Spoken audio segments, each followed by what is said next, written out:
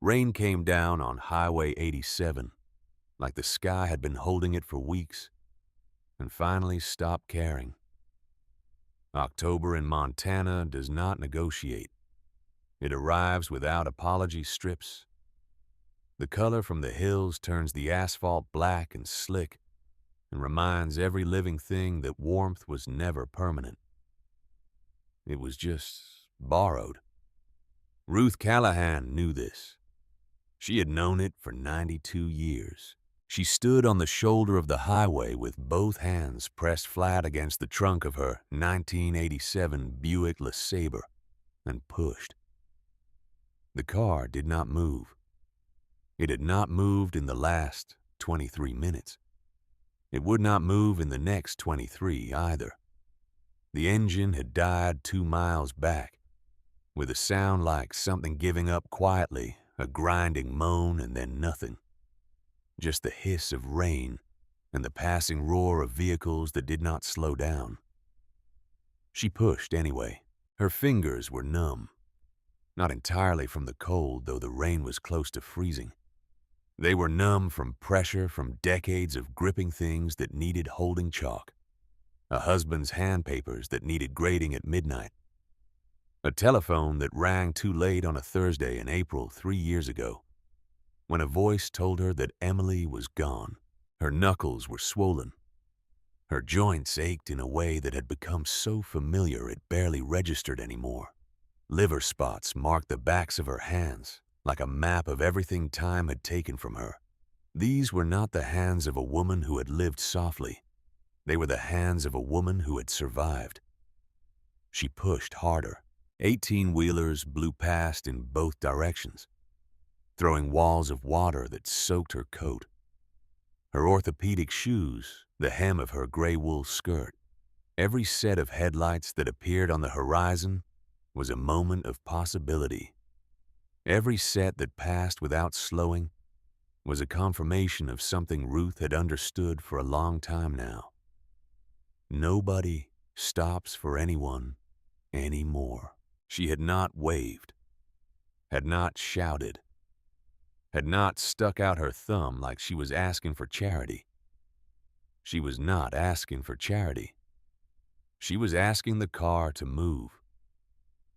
There was a difference, and it mattered to her even standing ankle-deep in a roadside ditch in the rain at 9:30 at night, with no cell phone and no one expecting her home. Ruth Callahan did not own a cell phone. Her neighbors had been telling her to get one for years. She had been ignoring them for just as long. She had survived a house fire in 1987 that took everything except her spine, and she had rebuilt without a single piece of advice from anyone who had not been through one themselves. A cell phone was not going to be the thing that made her feel safe in a world that had never promised safety to begin with. She dug her heels into the wet gravel and pushed. Her heart was pounding harder than it should have been. She could feel it in her chest, too loud, too fast, knocking against her ribs like it was trying to get her attention. She ignored it. Ignored the ache spreading from her shoulders down her arms. Ignored the way the rain was running down her face and into the corners of her mouth and tasting like iron and cold. She had buried a husband. She had lost a daughter to pride, both her own and Emily's, 2 women too stubborn to reach across a silence that had lasted 30 years. She had stood at the edge of more graves than she could count, and walked back to the car afterward and driven herself home, and made a cup of tea and kept going. A broken-down Buick on a Montana highway was not going to be the thing that finished her. That was when she heard it, low at first. Beneath the rain, beneath the wind bending the pines at the edge of the road. A sound that did not belong to the storm. A rumble that started somewhere far back on the highway and grew louder with every second.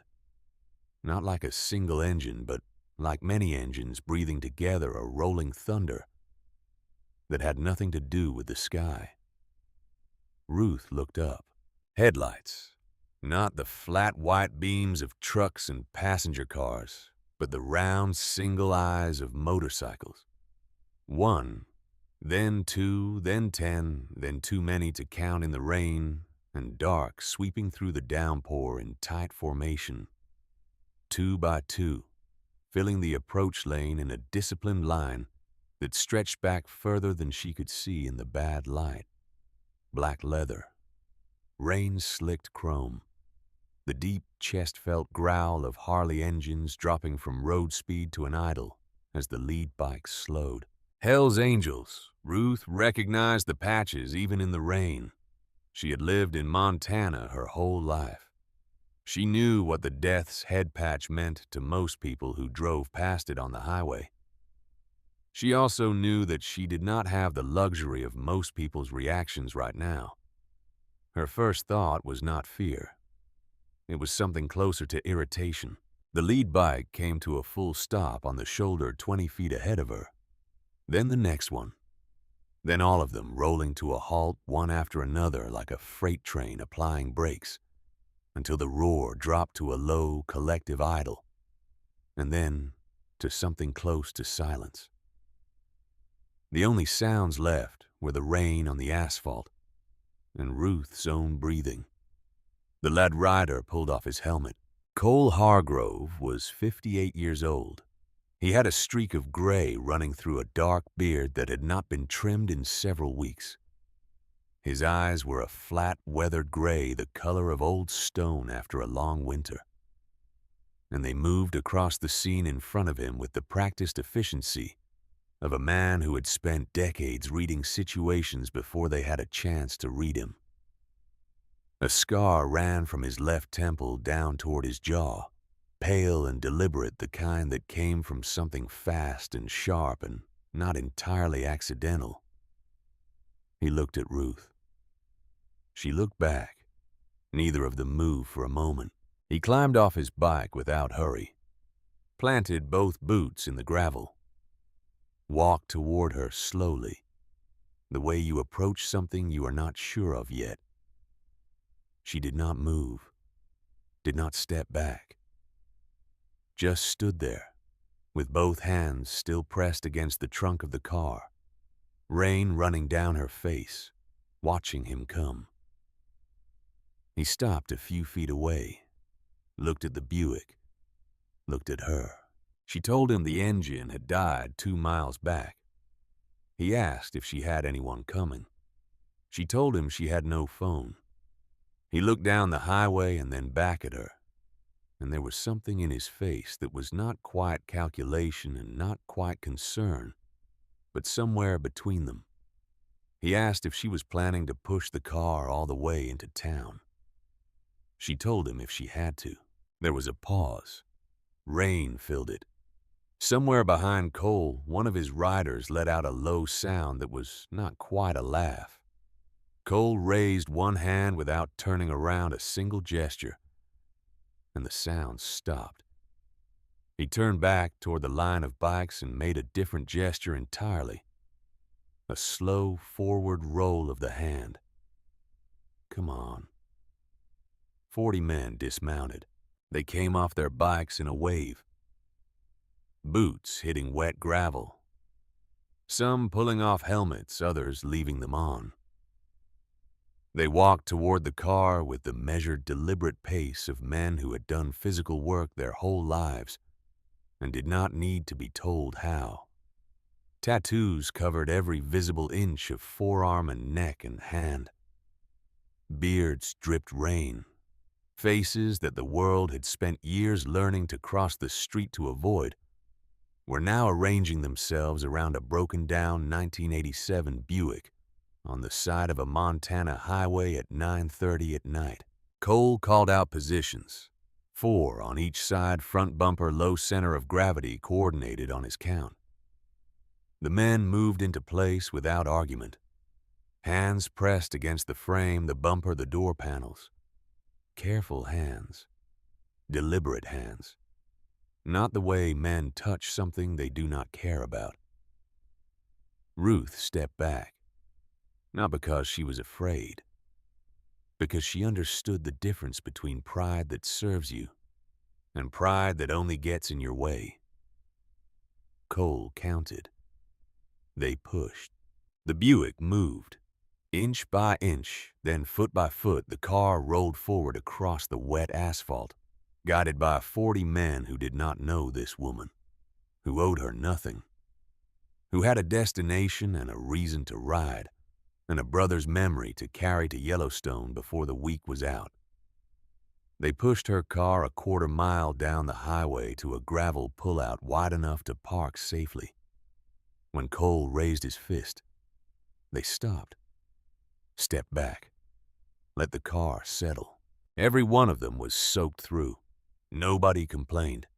Nobody looked at Ruth like she owed them something for it. Cole walked over to where she was standing. He told her there was a towing service in Hardin that ran 24 hours.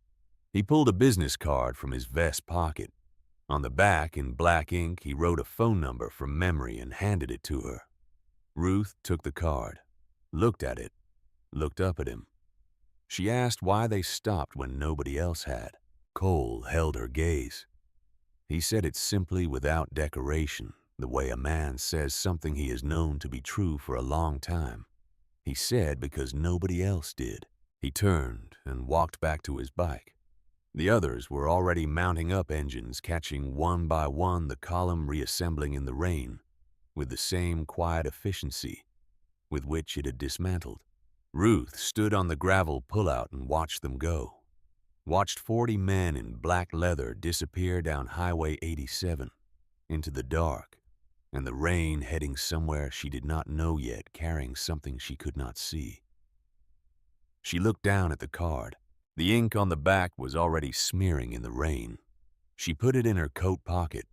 Ruth Callahan had taught high school English in Hardin County for 39 years before she retired. She had started at 26 with a degree from Montana State and the kind of optimism that either gets educated out of you quickly or hardens into something useful. Ruth's had hardened. She had spent 4 decades in front of classrooms full of teenagers who mostly did not want to be there in a town where most people assumed English class was a formality between the things that actually mattered. She had taught them Steinbeck and Hemingway and Flannery O'Connor.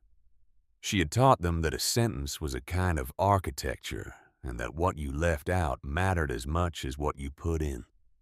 Some of them had listened. Most of them had not.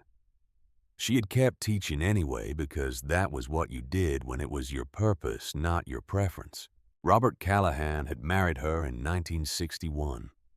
He was a quiet man, a cattle rancher's second son who had no gift for the land, but a remarkable gift for patience and for listening, which in Ruth's experience were the rarest and most undervalued qualities a human being could possess.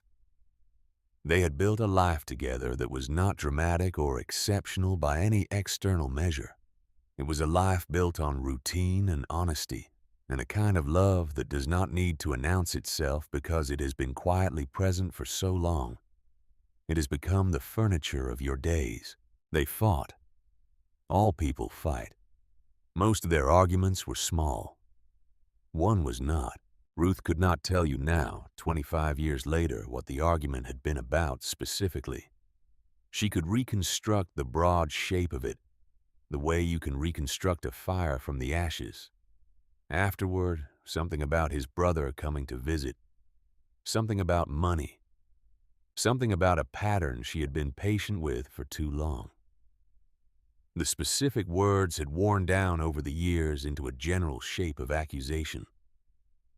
What she could tell you was the last thing she said to him.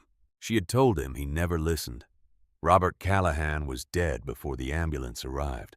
She had kept the house, had kept teaching for another 2 years, then retired, had kept going because that was the only direction available. But something had gone out of her that afternoon, some permissive thing, some belief that she was entitled to be close to people without eventually destroying them.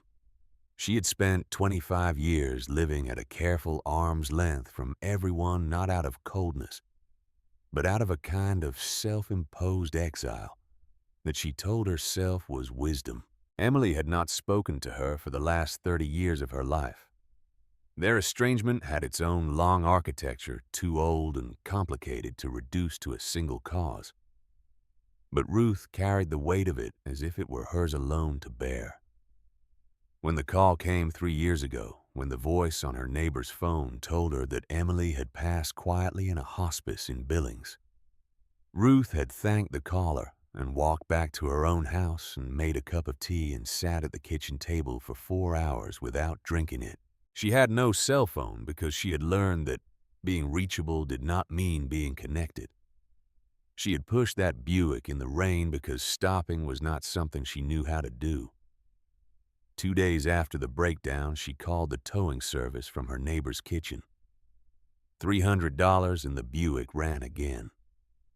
She put Cole's card on the table next to the cold coffee and looked at it for a long time. 4 days after that, she drove to the Iron Horse. The Iron Horse Roadhouse sat on County Road 12, 8 miles south of where the Buick had died. Ruth had driven past it 100 times over the years without once considering stopping.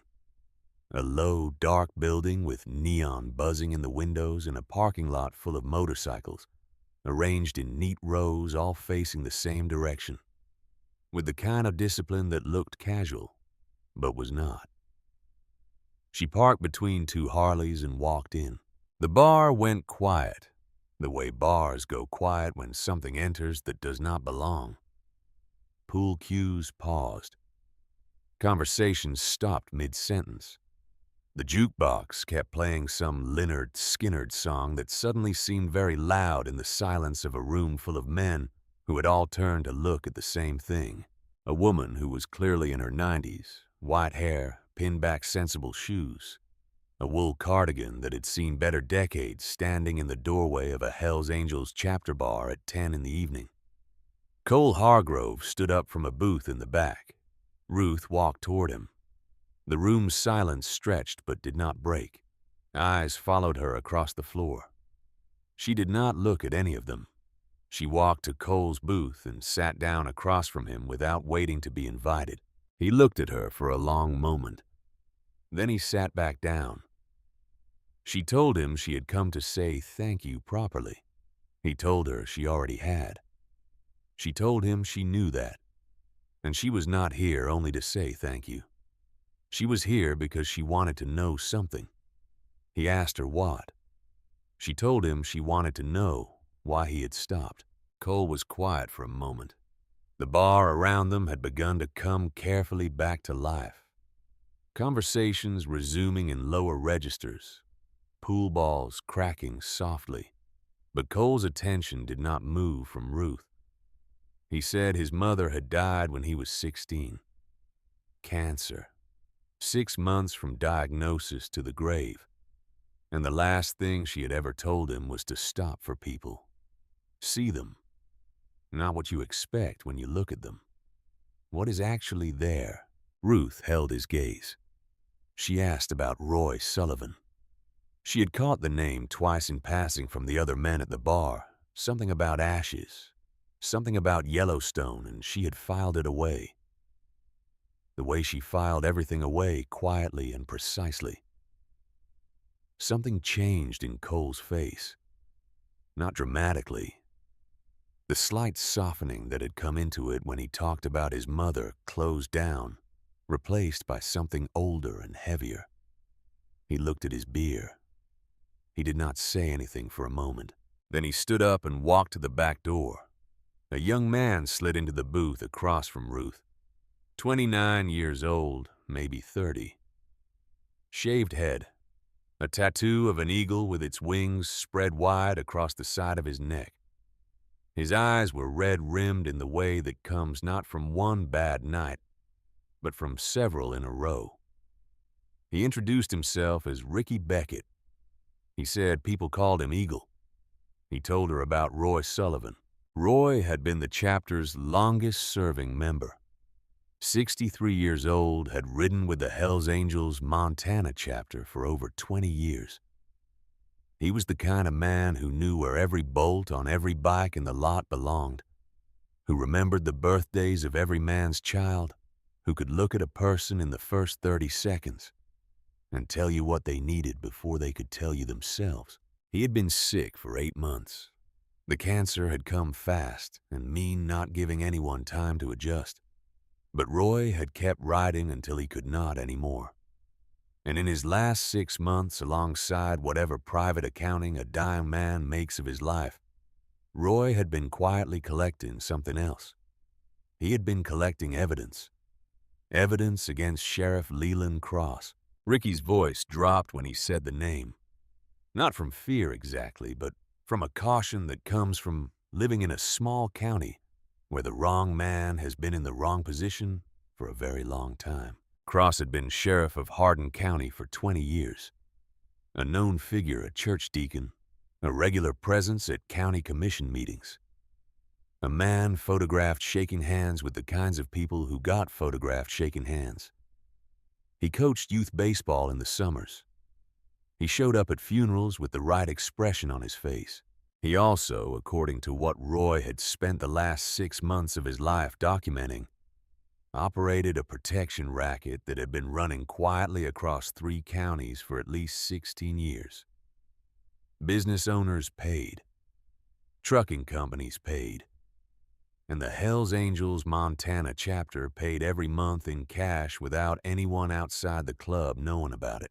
Roy had started pulling at the thread, had collected receipts, names, dates, had a contact in the county recorder's office who had been passing him documents. 6 weeks before Roy died, he had started coughing blood. The doctors said it was the cancer advancing. Ricky said what he said quietly, not as an accusation, just as a fact. He had been turning over in his mind for 3 weeks. Maybe it was. Maybe it was not. Either way, Roy was gone, and the evidence he had collected was somewhere nobody could locate, and Cross was still sitting in his office on Main Street in Hardin, with that handshake smile and his name on the door. Ruth listened to all of it without interrupting. When Ricky finished, she asked one question. She asked if Cole had known what Roy was doing in those last 6 months. Ricky nodded. She asked if Cole had known about the payments to Cross. Another nod. Slower. She asked Ricky to tell her about Roy as a person, not the investigation. The man. Ricky talked for the next 40 minutes. And then 2 others came to the booth and talked, and then 2 more after them. Hatch Coleman, 40 years old, who had a daughter named Lily, and worked out of a small auto shop on Route 3, and rode because the road was the only place his head got quiet. Briggs Malone, 52 years old, 2 tours overseas, hands that shook sometimes, but never on a bike, who had found his way back to something like himself, through the chapter after coming home to nothing. These men sat across from a 92-year-old retired English teacher in a Hells Angels bar on a Tuesday night, and told her things they would not have told most people in a month of knowing them. Ruth listened to all of it. She understood what was happening. It was the same thing that had happened in every classroom she had ever walked into. People who are seen will talk to you. People who are genuinely seen without agenda, without the performance of interest, will tell you more than they intended to. It had nothing to do with her being old or harmless. It had to do with 40 years of practice listening to people who were trying to say something they did not yet have the words for. When she finally stood to leave, Cole was back at the bar. He walked her to the door. He asked if she would come back. She told him she might. She drove home through the October dark, with the names Cole and Roy and Cross turning over in her mind like a problem she was just beginning to understand the shape of. The memorial ride to Yellowstone happened on a Saturday 2 weeks after Ruth had first pushed her Buick in the rain. Cole had called on the Wednesday before, his voice carrying the same gravel and reluctance quality it always had, and said they were making the ride that Saturday, and there would be a support van if she wanted to come. He said Roy would have liked her. He said it felt right, and the way he said it made clear this was not a sentiment he offered often.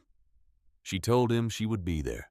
She drove to the Iron Horse in the dark of early morning. 40 motorcycles sat in the parking lot in formation engines off chrome, catching the first pale light coming over the mountains to the east. The men stood beside their bikes or sat on them, not talking much the way people hold themselves when they are carrying grief and do not want to jostle it. Ricky walked over and held out a vest, Roy Sullivan's, worn leather dark as old wood. The patches sun-faded and cracked at the edges in the way of things that have been worn through hard weather for many years.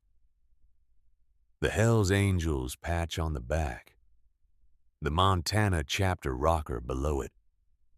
Several smaller patches on the front she could not fully read in the low light. Ricky said Roy would want her to wear it.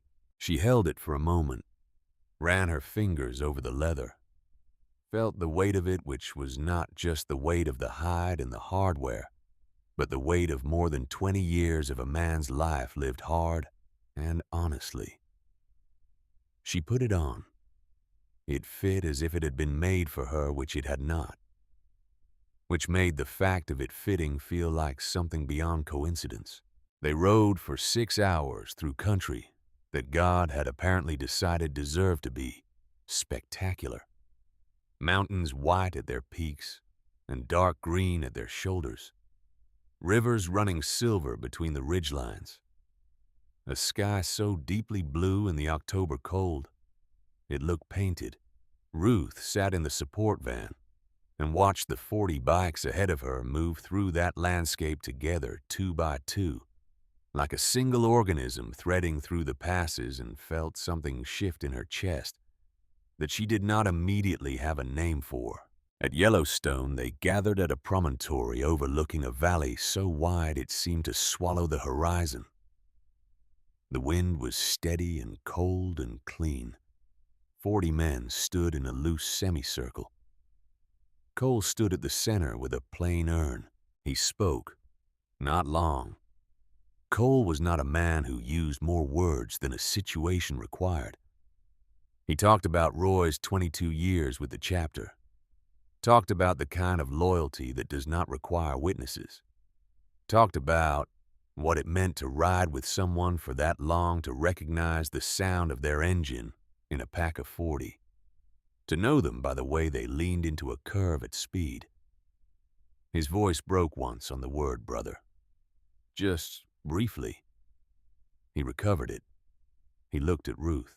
He said Roy had a gift for seeing people that most men spend their whole lives trying to develop and never do.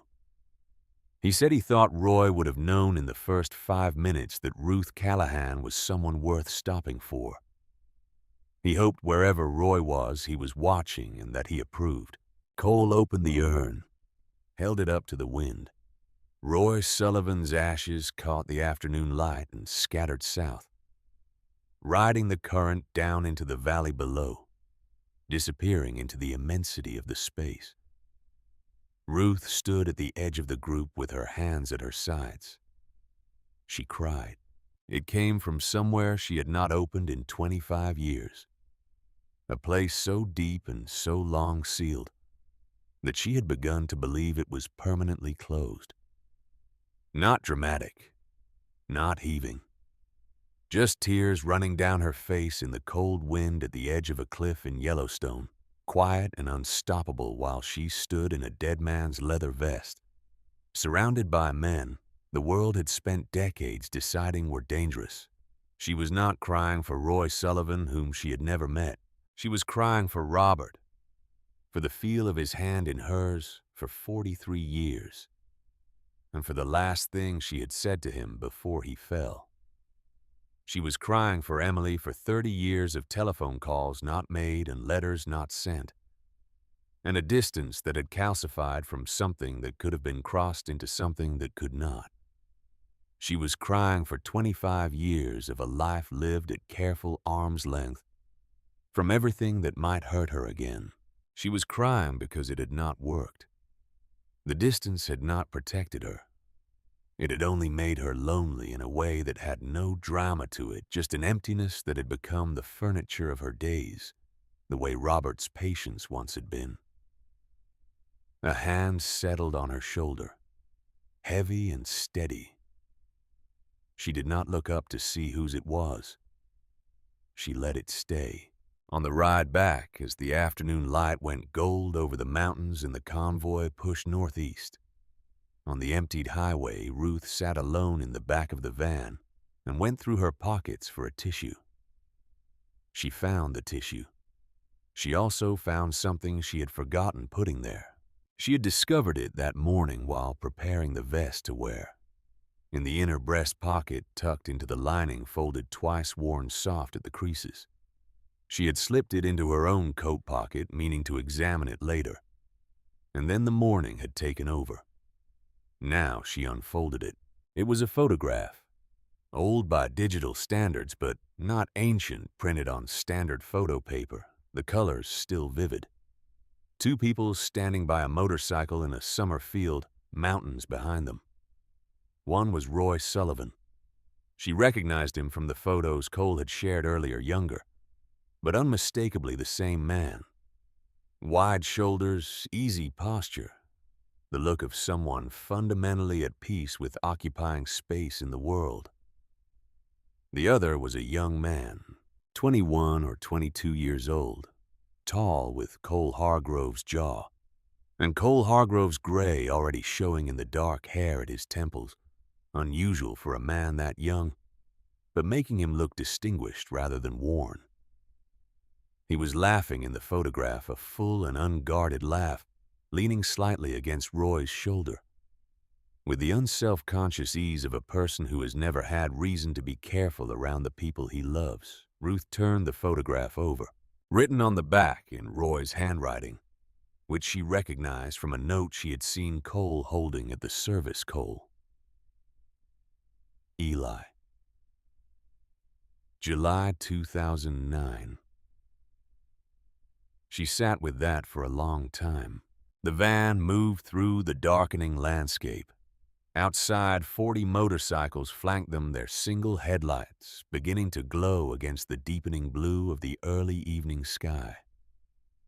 The sound of their engines was constant, like a heartbeat, like breathing, like something that would be there when you woke up, and there when you went to sleep, and there in the spaces between.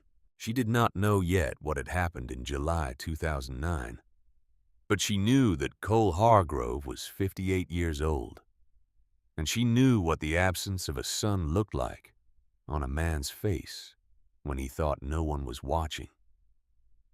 She knew it because she had seen it in classrooms for 39 years, a species of grief that does not announce itself, but instead alters the entire posture of a person. The way they hold their shoulders, the way they look at children who are the same age. The lost one would have been. She knew it was connected to everything else, to the payments to cross, to the 16 years of silence, to the way Cole protected the men around him with a ferocity that had the quality of a man paying a debt he believed he could never fully settle. She put the photograph in her coat pocket. She did not ask anyone about it that night. Ruth Callahan had taught for 39 years, and one of the things that made her genuinely good at it, rather than simply competent, was that she had learned early how to hold a question without rushing to fill it. A question held long enough would begin to answer itself. You only had to be patient. She was patient. Over the next 3 days, she worked in the methodical way of a woman who had spent 4 decades reading between the lines of what students wrote and understanding what was actually being said. She went to the Hardin County Public Library, which she knew well, having donated 347 books to it over the course of her retirement. She used the computers in the reference section, which the librarian, Carol, who had been Ruth's student in 1981, helped her navigate without asking too many questions. She searched for Leland Cross. What she found was a man who was very good at being visible. 20 years of county service, elected 4 times, the last time running essentially unopposed. Featured in the Hardin County Gazette 14 times in the past 2 years alone, ribbon cuttings, award ceremonies, a profile on his work with the county youth athletics program. In every photograph he had the same smile, wide and direct, the smile of a man who had understood very early that warmth was a form of armor. She searched property records and business filings which were public. Carol showed her how to access the county database. What she found was a man with more property than his salary as a county sheriff reasonably explained. A second house in Billings, a commercial property in Roundup held through an LLC, whose name did not include Cross's, but whose registered agent was a man who had been Cross's college roommate. 3 vehicles registered in his wife's name, including a late-model truck in a color Ricky had mentioned once, in passing without meaning to. A black Dodge Ram. Ruth sat back in the library chair and let the pieces arrange themselves. Cross had been running a protection operation for at least 16 years. The Hells Angels chapter was one of his accounts.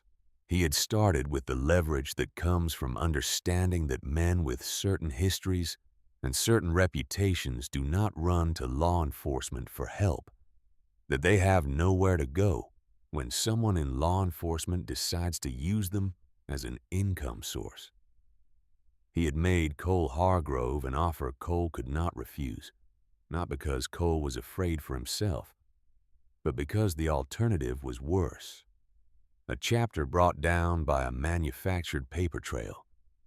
Men with families and lives dragged through a legal process, specifically designed to destroy people who cannot afford to defend themselves. Cole had paid every month for 16 years. And Roy Sullivan, in his last 6 months of life, had started pulling at that thread, had started building a case, had got sick very suddenly while doing it. Ruth thought about the photograph, about the summer of 2009, about whatever had happened between a father and a son and a county sheriff, and a grief that had somehow, in the hands of a man like Cross, been bent into a leash. She drove home through the autumn dark with the photograph on the seat beside her, and Cross's name written in her notebook in her careful teacher's hand. And she thought about what it costs a man to spend 16 years paying for something, and what it might cost him to stop. She put Cole's card on her kitchen table next to the photograph of Cole and Eli standing in a summer field in July 2009, both of them laughing, neither of them knowing what the year still had left in it. She made a cup of tea. This time she drank it. Outside, the Montana night pressed against her windows, cold and wide and indifferent to whatever any individual human being decided to do within it. But inside, in the small, lamp-lit kitchen of a woman who had spent 25 years keeping the world at arm's length, something had changed. Not toward comfort. Comfort was not the word. Toward clarity. Ruth Callahan had spent the last quarter of a century believing she did not deserve to be close to anyone, that her last words to Robert had been a sentence of exile, and that she had earned it. She had lived inside that exile so long it had started to feel like a personality rather than a punishment. But sitting in her kitchen with Roy Sullivan's photograph, and Cole Hargrove's number, and the knowledge of what a corrupt man with a county badge had been doing to 40 men for 16 years, she understood something she had been circling for a very long time and refusing to land on. The exile had not been wisdom. It had been fear. and fear had never once been a good enough reason for Ruth Callahan to stop doing what needed to be done. She was 92 years old. She had a dead man's vest hanging on the back of her kitchen chair, and a notebook full of a corrupt sheriff's financial arrangements, and a photograph of a young man laughing who was not laughing anymore, in a county where the wrong person had been in the wrong office for 16 years, and had apparently encountered very few people willing to look at him directly and say so. She picked up the phone. She had a great deal of work ahead of her. The courtroom in Hardin County was the kind of room that had seen too many verdicts go the wrong way for too long. Old wood paneling, fluorescent lights that buzzed at a frequency just below conscious notice, but above the threshold of comfort. Portraits of county judges on the wall. Men with the look of people who had confused authority with wisdom for so long. The two had become indistinguishable in their own minds. Ruth sat in the third row and watched Ricky Beckett walk to the defendant's table.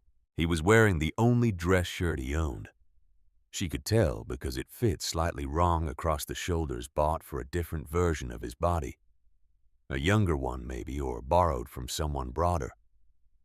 He had shaved that morning with more care than usual. The eagle tattoo on his neck was visible above the collar.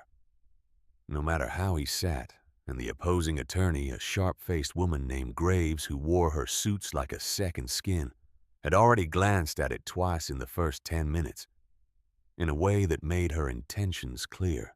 The case was straightforward on paper. Ricky Beckett, member of the Hells Angels Montana chapter, seeking partial custody of his son Marcus, age 6. His former partner had filed an objection citing the club affiliation, the lifestyle, the general argument that a man who rode with an outlaw motorcycle organization could not provide a stable environment for a child. It was not a new argument. It was not even a creative one. But it worked often enough that Graves used it with confidence.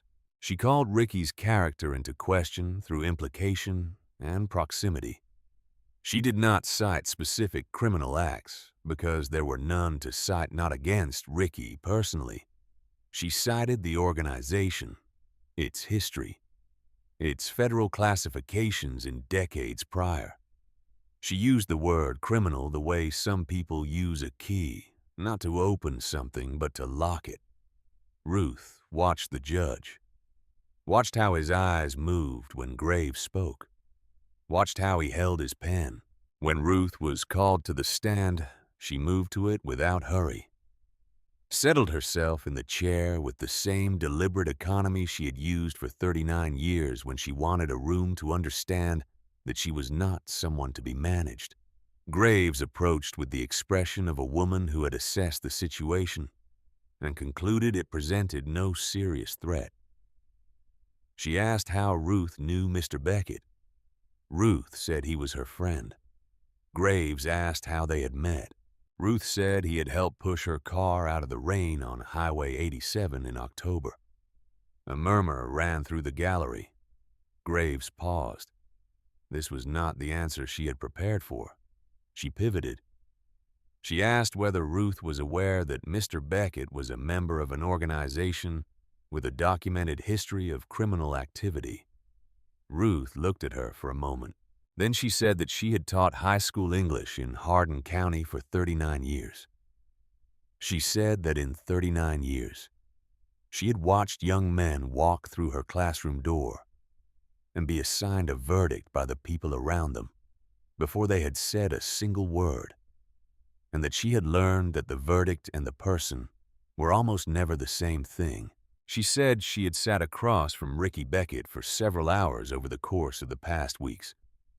She had watched him work 2 jobs without complaint.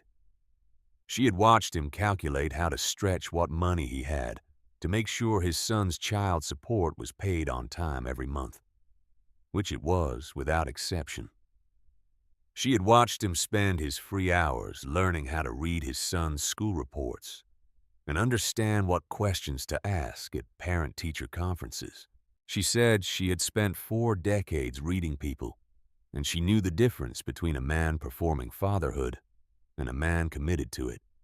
She said Marcus Beckett had a father who would drive through a blizzard at 3 in the morning if his son needed him. She said that was not a guarantee she could make about every father in a suit who had never missed a country club meeting in his life. Graves said the lifestyle presented concerns for a child's safety. Ruth said she understood the concern.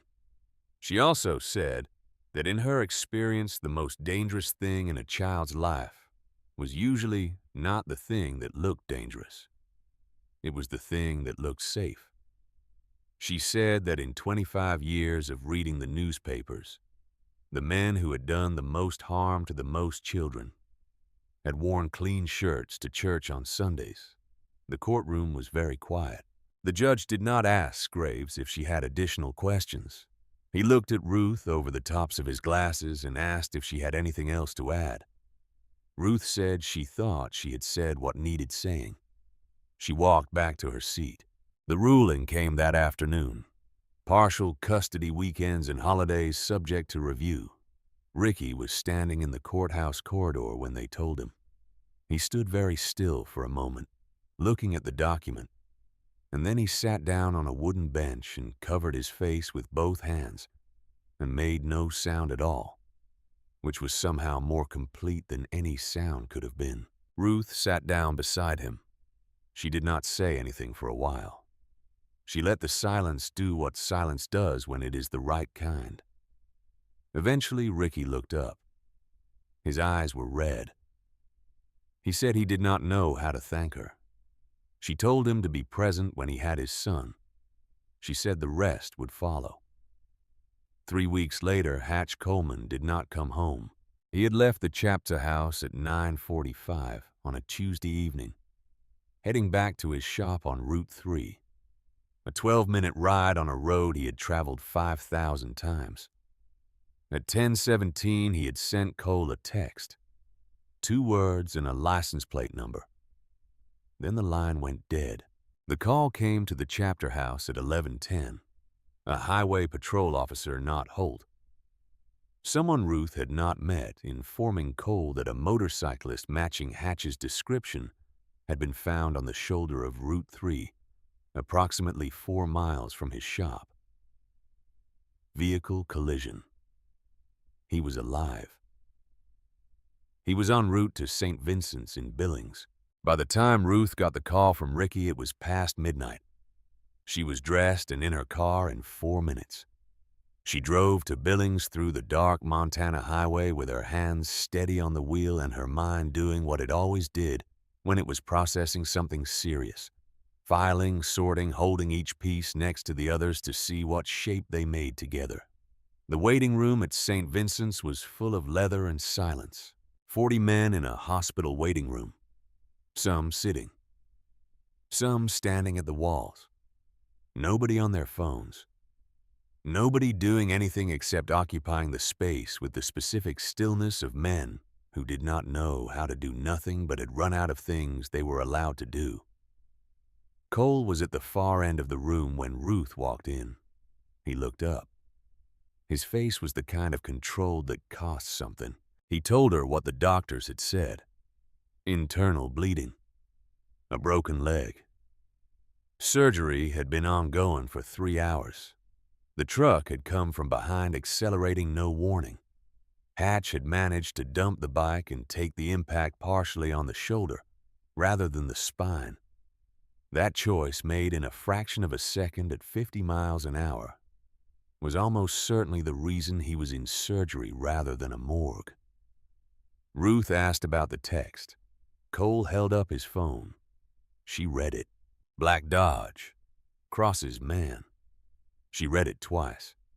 Cole said Hatch had been carrying copies of documents he had helped Roy compile in the last months before he died. Financial records. Payment logs. Names.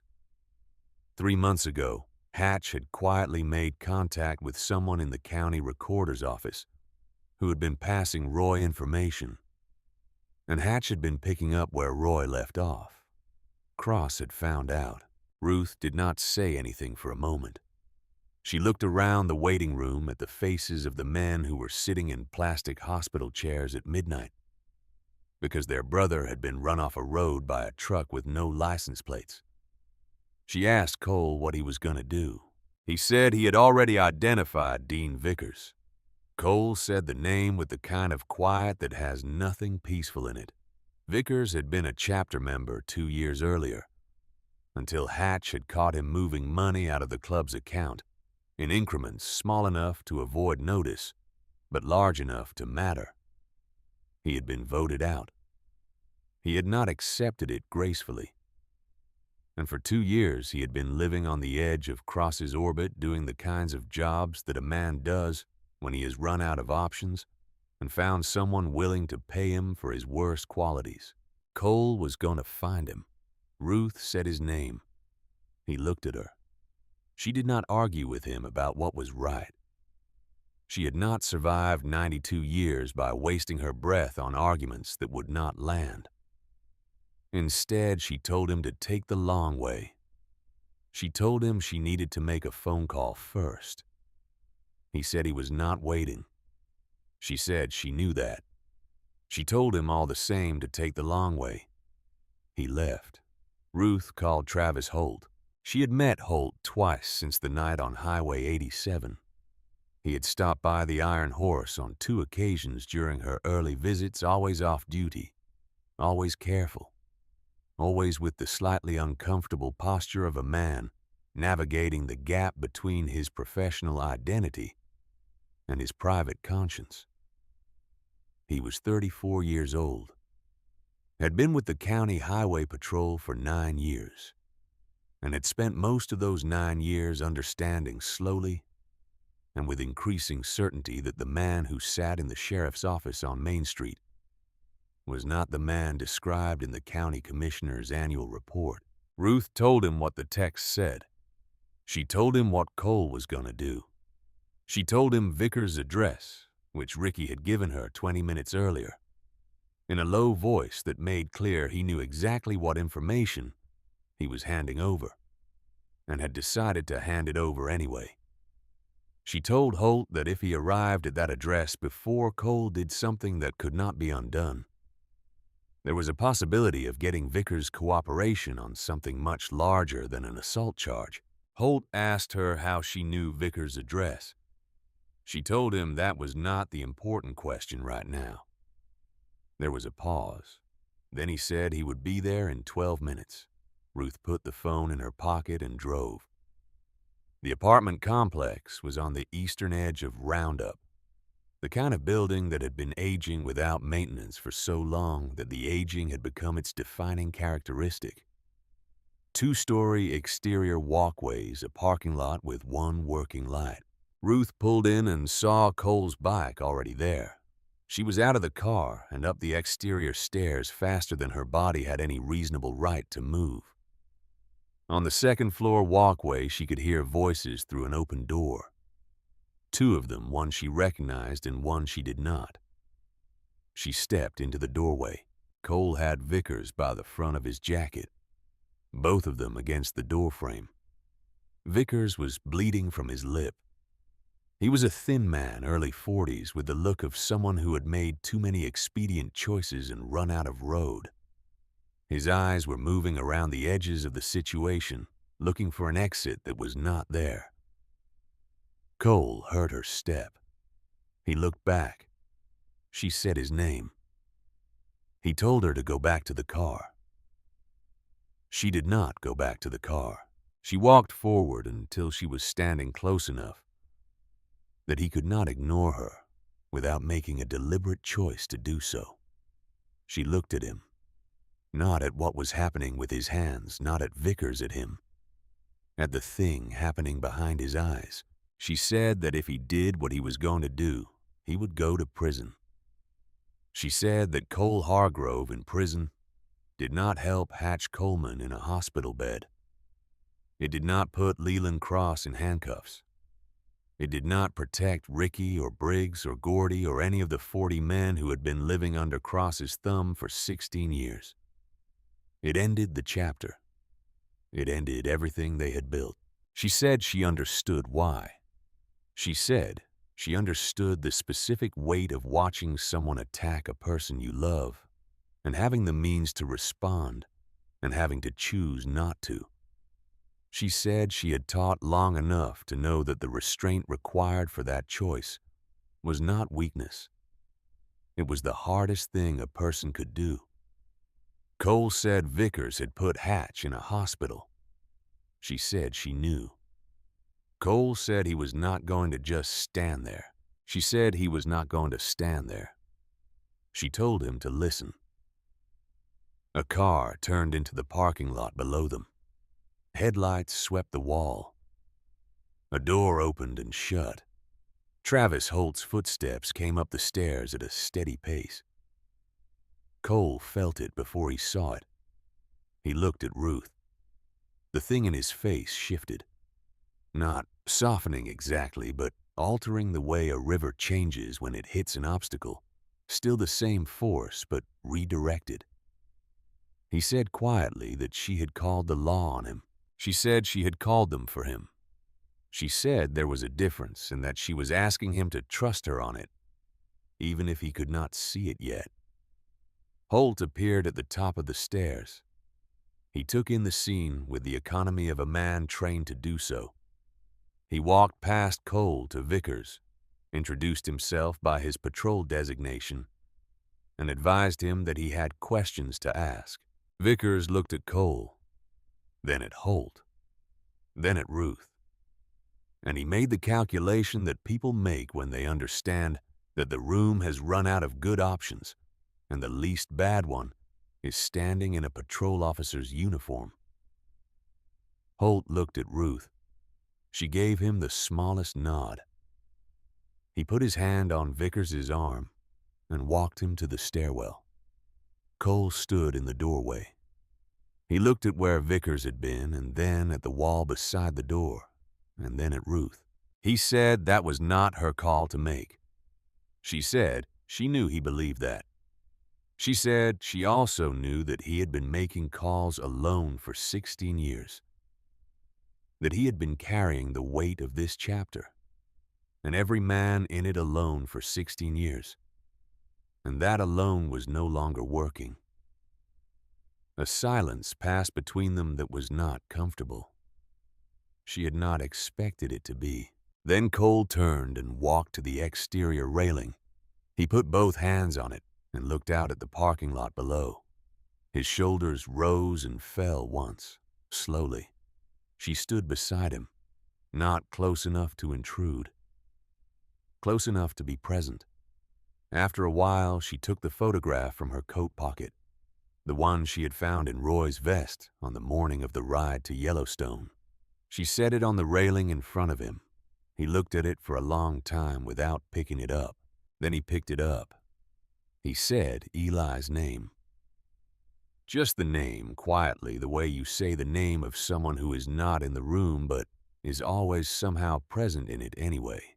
He said Eli had been 22 years old in that photograph, had been 2 months away from finishing an automotive engineering degree at Montana State.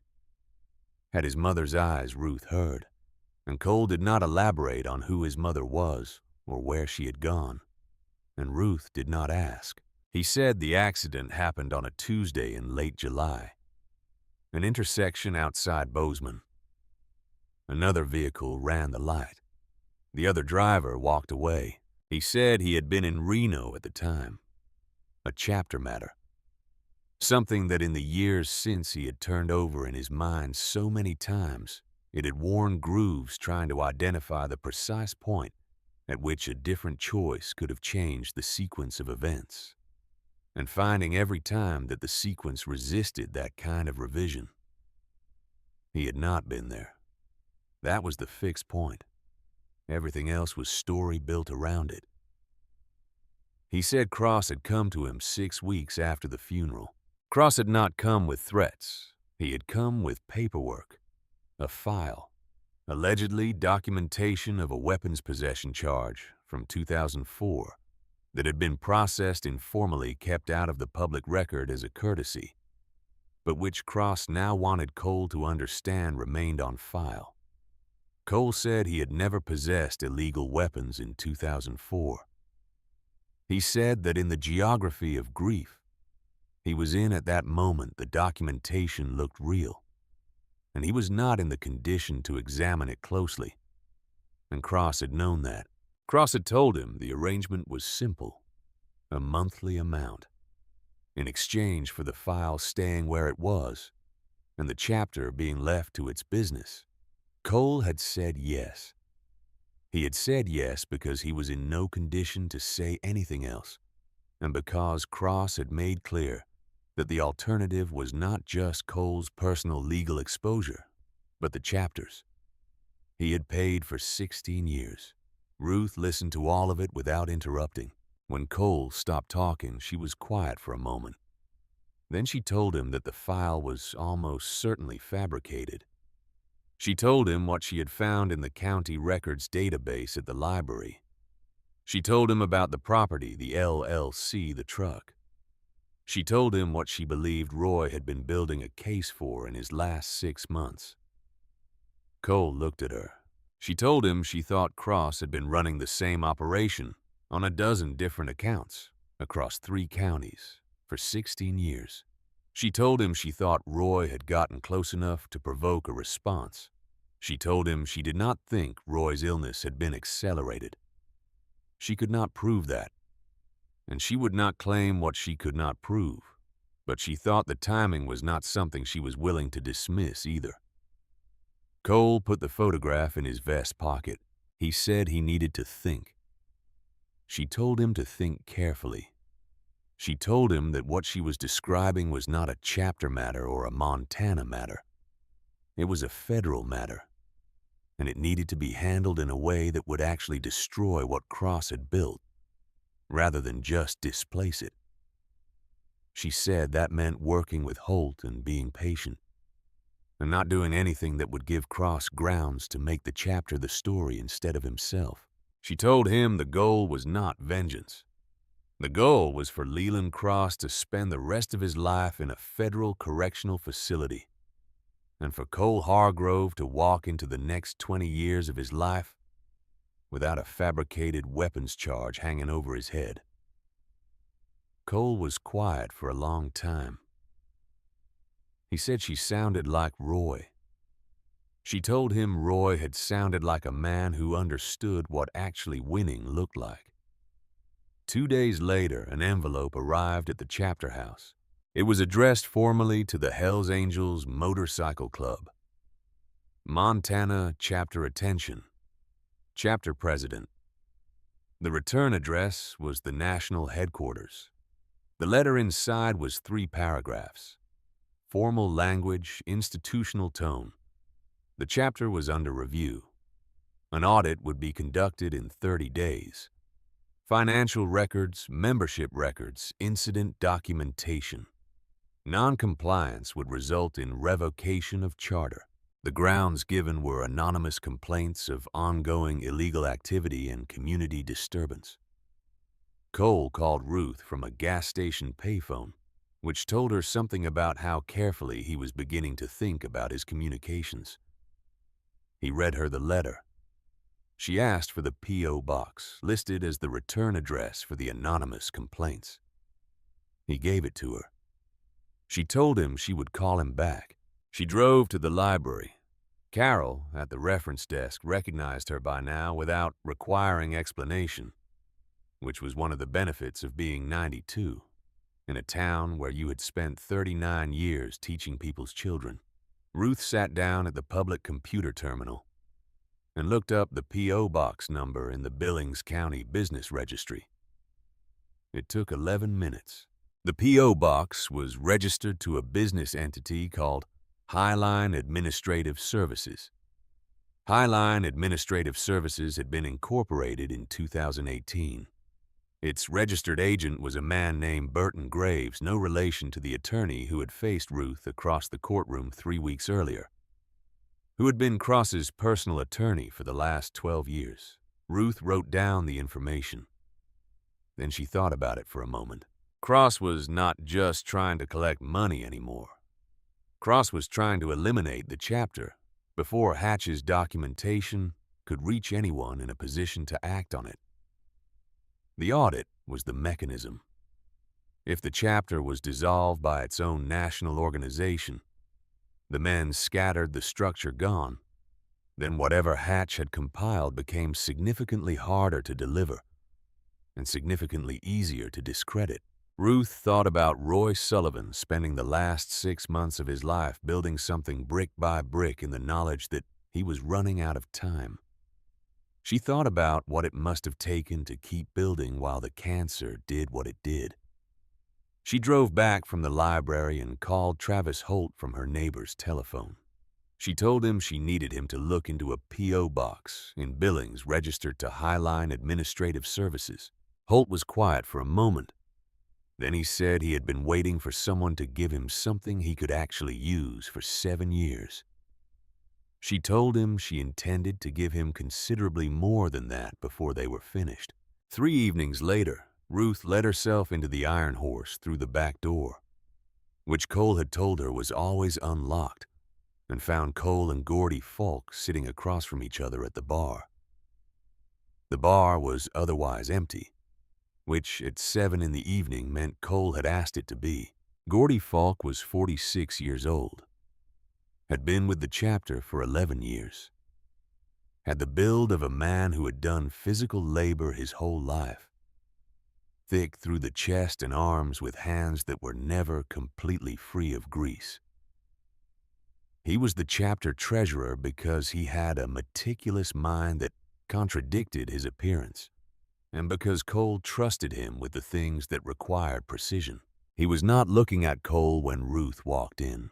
He was looking at the bar surface in front of him with the expression of a man who has been carrying something heavy for so long that the relief of putting it down is indistinguishable from collapse.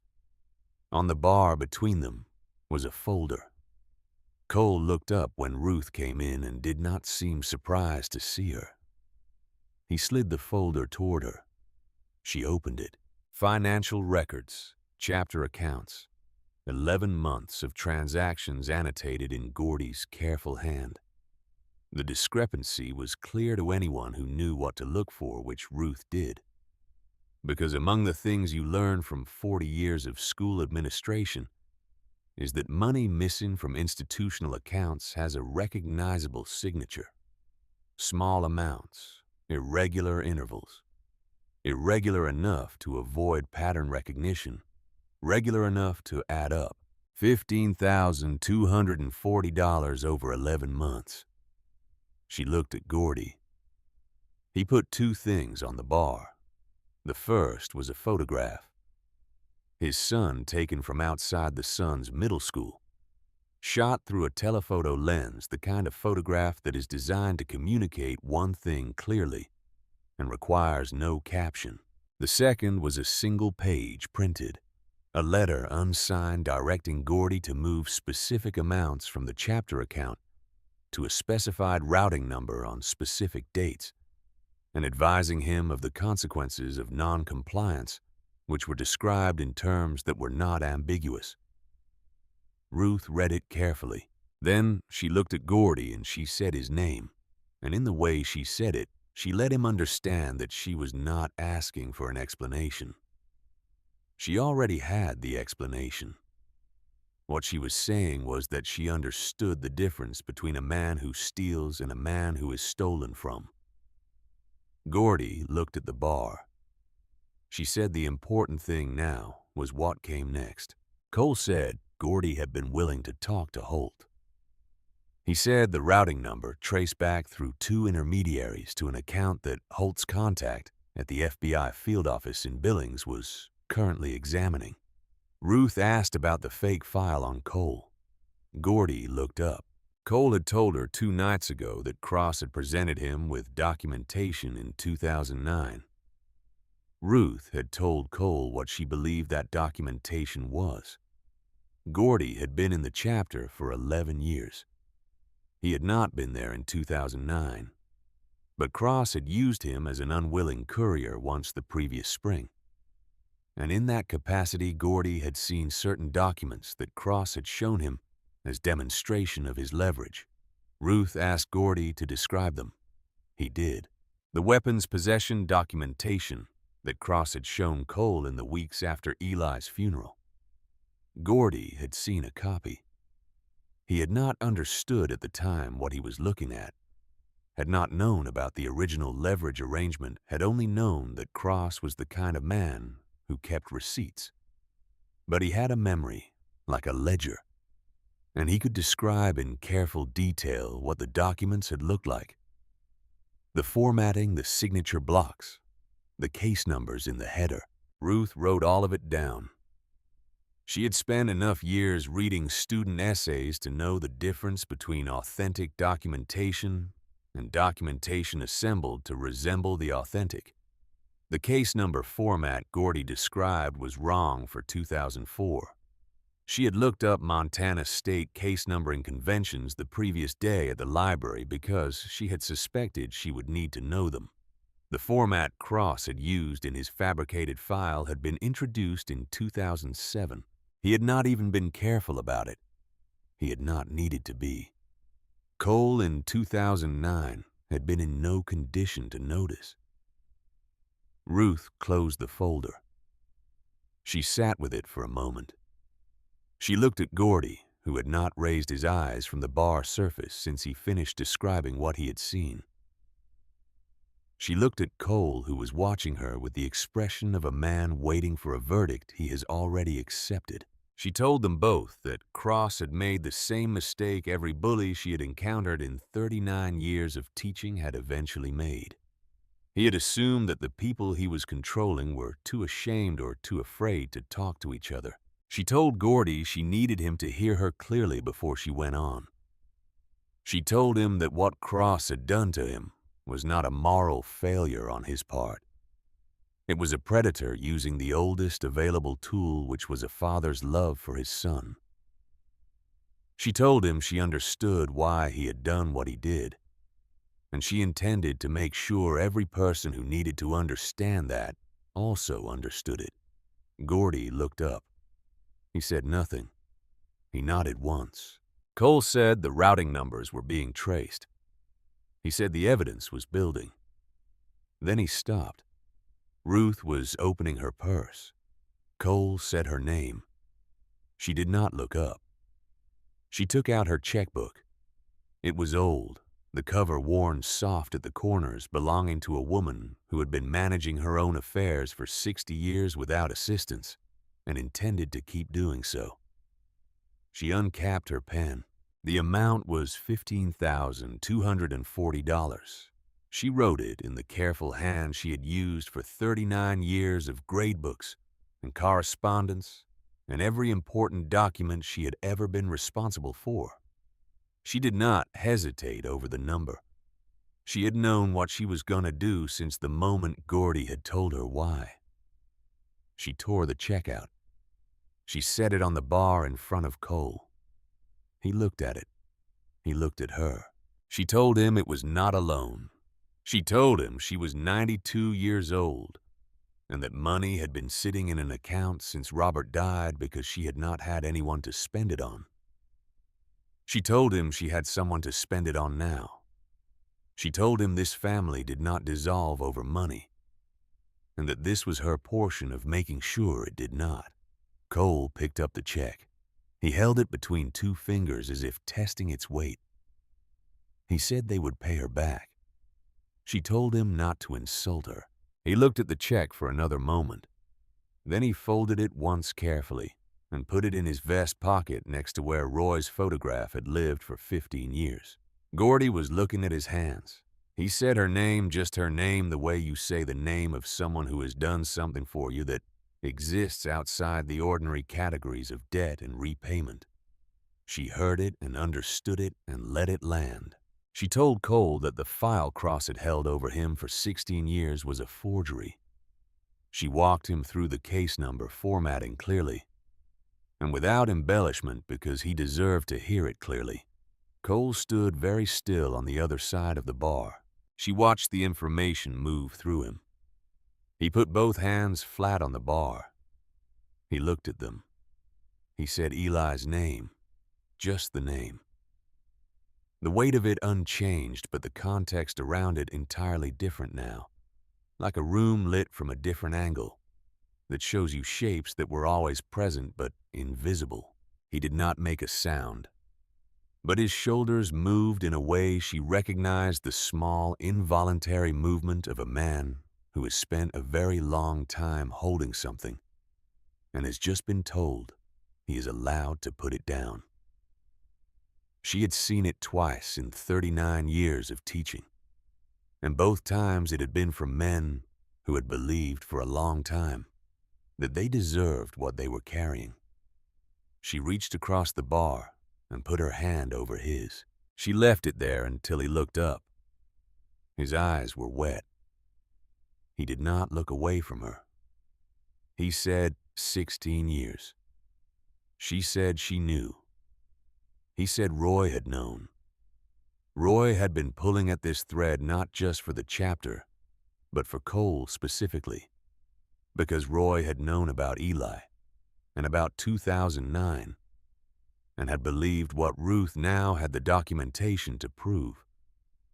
Roy had spent his last 6 months trying to give Cole back something that had been taken from him by a man with a badge and a fabricated file. Ruth said Roy had sounded like a man who understood what mattered. Cole pressed his lips together. He nodded once, a single deliberate motion, the way a person nods when there are no words available that are adequate to the moment. She told him that what they were going to do next had to be done correctly, through channels Cross could not control. She told him the goal was not vengeance. The goal was for Leland Cross to spend the rest of his natural life in a federal correctional facility, and for Cole Hargrove to walk into every year after this one without a fabricated file defining what he was allowed to be. Cole said it meant trusting people outside the chapter. She said yes. He said the chapter did not do that. She said the chapter had been paying for 16 years because it had not done that. A silence settled. Gordy looked at the bar. The fluorescent light above them hummed. Then Cole said her name, Ruth. Not ma'am, not the woman, not the polite designation he had used in the first weeks. Just her name. The way you use someone's name when you have decided they are something specific to you. He said he needed to know whether she understood what she was stepping into. He said Cross had put Hatch in a hospital. He had used Gordy's son as a threat. He had fabricated a file to control Cole for 16 years, and likely done something to accelerate a dying man's death. Cole said he needed to know whether Ruth understood that a man like that, when he saw the walls coming in, did not sit down and accept it. Ruth looked at him. She told him she had been 87 years old when Robert died, and she had kept teaching for 2 more years. She had driven herself to Billings and back for her medical appointments for the past 5 years, because she preferred it to asking for rides. She had pushed a 2-ton car down a highway in a Montana rainstorm at 9:30 at night, rather than sit on the shoulder and wait for someone to stop. She said she understood what she was stepping into. She said the more relevant question was whether Leland Cross understood what he had stepped into. Cole looked at her for a long time. Something in his face moved towards something that was not quite a smile, but was in the same direction. He said Roy really would have liked her.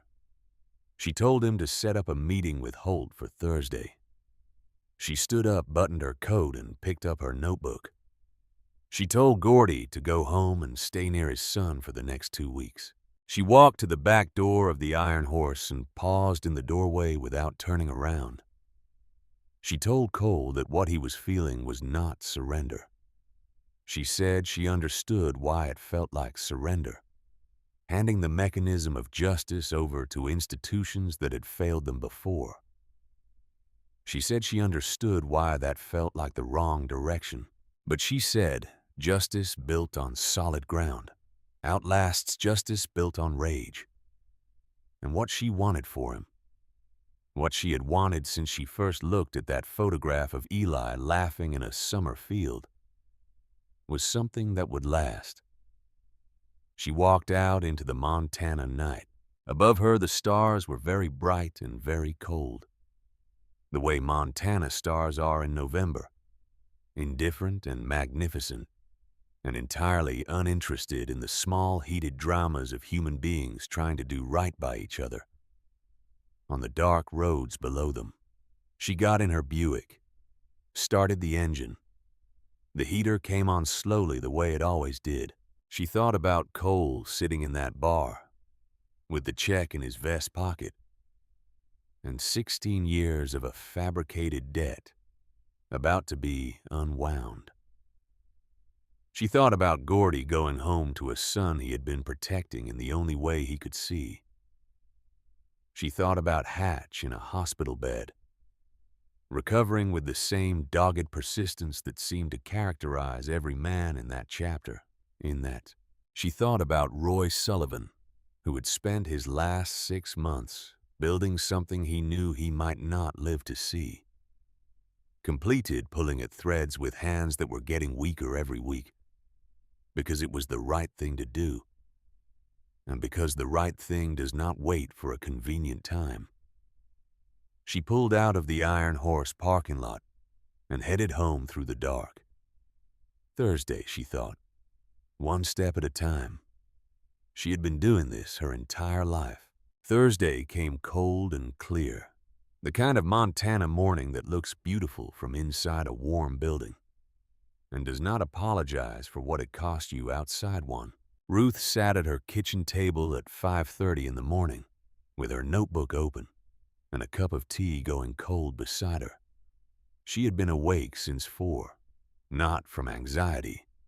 Anxiety was not something she had much patience for at this stage of her life, but from the alertness that comes when a problem you have been examining from multiple angles finally shows you its complete shape.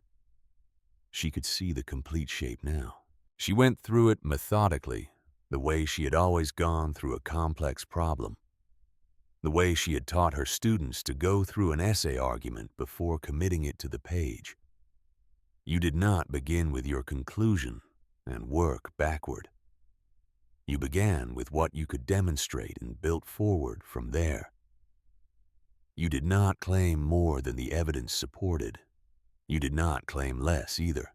What she could demonstrate 16 years of payments from the Hells Angels Montana chapter to a routing number that traced back through 2 corporate shells to an account controlled by Leland Cross. Gordy Falk's signed statement detailing the extortion mechanism and the photograph of his son used as leverage. The forged 2004 weapons file provably fabricated using case number formatting that had not existed until 2007. The P.O. box registered to Cross's attorney used to file anonymous complaints with the National Hells Angels organization. The financial records Roy Sullivan had compiled in the last 6 months of his life now in Travis Holt's possession, documenting the broader protection operation across 3 counties. What she could not demonstrate but believed that Roy's illness had been accelerated. That Cross had known about Roy's investigation and had taken steps to end it. She would not put that in front of any one official. She would think about it privately as she already had, and she would let the people whose job it was to investigate such things arrive at their own conclusions when the rest of the case opened the door. What needed to happen next, Cross needed to understand, before anything else moved, that the walls were already built, that what was coming was not a threat or a negotiation. It was a statement of fact about the next chapter of his life, and the only variable remaining was how much of the institutional damage of a long public trial he chose to inflict on the county he had spent 20 years pretending to serve. Ruth believed in going to the source. She had believed in this her entire career. When a student was causing problems, you did not manage the problem through intermediaries and institutional processes. if you could sit across a desk from the student and establish clearly and without theater what the situation actually was. Intermediaries introduced variables. Institutional processes took time.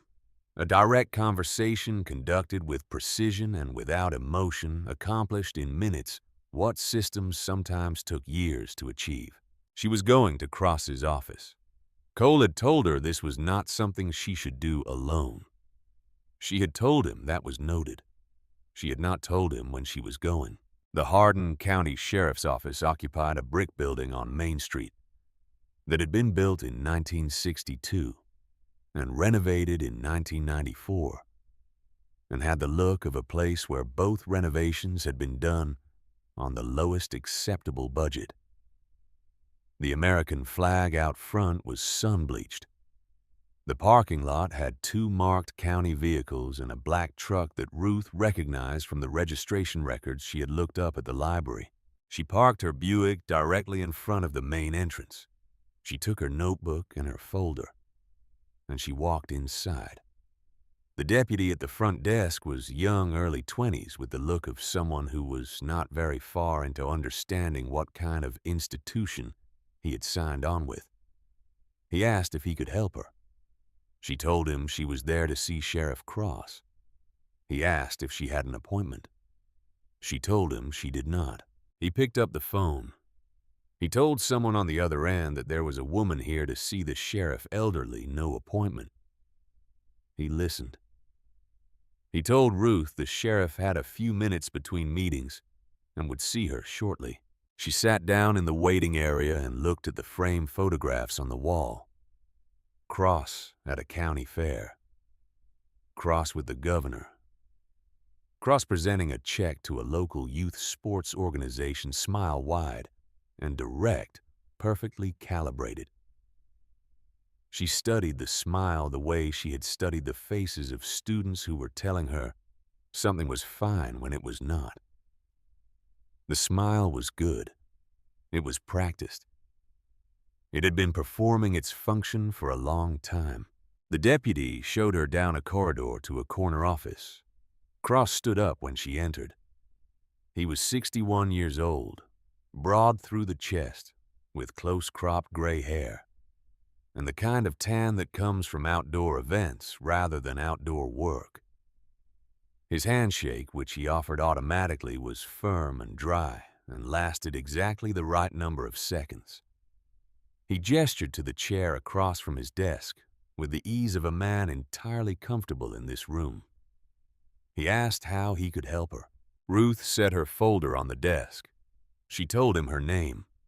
She told him she had taught high school English in Hardin County for 39 years.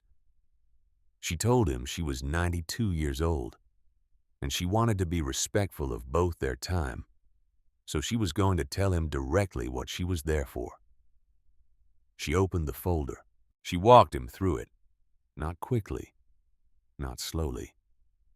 With the even, measured pace of a woman who had spent 4 decades presenting evidence to audiences who needed to understand it, not be impressed by it. The payment logs, the routing numbers, the corporate shell structure, the forged case file and the formatting anachronism that proved it. The P.O. box, the 31 signed statements from business owners across 3 counties. Cross's expression did not change dramatically. He was too experienced for dramatic changes of expression. But something behind his eyes shifted in the first 90 seconds, a recalibration. And Ruth saw it because she had spent 39 years watching the precise moment a student understood that she already knew. She told him that the complete file, including Gordy Falk's signed statement and the original documents Roy Sullivan had compiled, was currently in the hands of a contact at the FBI field office in Billings. She told him that Travis Holt had been building his own parallel documentation for 7 years and had been waiting for a predicate sufficient to justify federal referral. She told him the predicate was now sufficient. She told him she was not there to offer him a deal. That was not her function, and she had no interest in it. She was there to give him the courtesy of knowing what was coming before it arrived, which was more courtesy than he had extended to any of the people he had spent 16 years using as an income source. Cross leaned back in his chair. He looked at her for a long moment. He said she was a 92-year-old schoolteacher.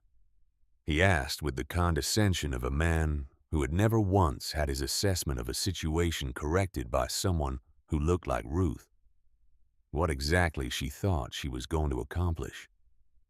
She closed the folder. She looked at him.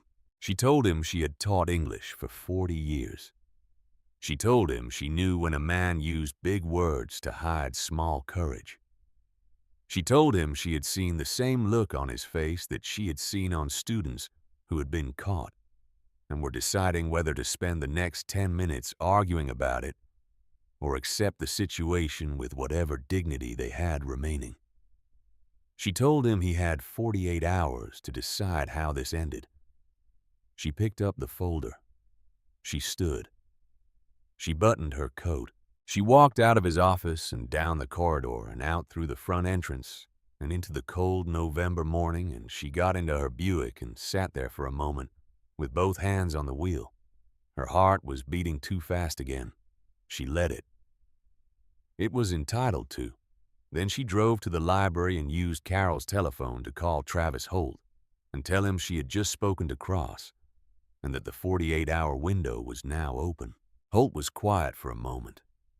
Then he said he had been hoping someone would do exactly that, because Cross under pressure was Cross making phone calls, and Cross making phone calls was Cross creating a record. Ruth said she thought that was probably right. Holt said she should know that his FBI contact, a woman named Special Agent Patricia Dressler, out of the Billings field office, had been reviewing the materials for 4 days and was ready to move when the predicate was formally established. Ruth asked what constituted formal establishment. Holt said one more thing, one more piece of documented contact between Cross and anyone involved in the operation. She told him she thought 48 hours would be sufficient. Cross made 3 phone calls in the 6 hours following Ruth's visit. Holt had not been speculating about the record. The first call was to his attorney. The second was to a number in Roundup that Holt's contact traced in under 2 hours to Dean Vickers' cell phone, currently operating from the county jail where Vickers was being held on the assault charge stemming from Hatch's accident. The third call was to the routing number used for the chapter payments. That third call was the predicate. Special Agent Dressler signed the referral authorization at 9:17 that evening. Ruth learned this the following morning when Holt called her neighbor's telephone and asked her neighbor, Mrs. Peterson, who answered, to tell Ruth that the package had been accepted for delivery. Ruth was at the Iron Horse by 10. Cole was behind the bar, which she had never seen before. He appeared to be cleaning it, which was occupying his hands in the way that physical tasks occupy the hands of people whose minds are working very hard in a direction they cannot control. He looked up when she walked in. She sat down on one of the bar stools. She told him about the phone calls, about Dressler, about the authorization. He put down the cloth he had been using. She told him the other thing again now, with the full documentation behind it, rather than analysis alone. The file Cross had shown him 6 weeks after Eli's funeral was fabricated. She told him the documentation had not been assembled from a real case record. It had been constructed to look like one, and it had used formatting that did not exist in 2004. She told him that meant he had not paid Cross for 16 years because of something real.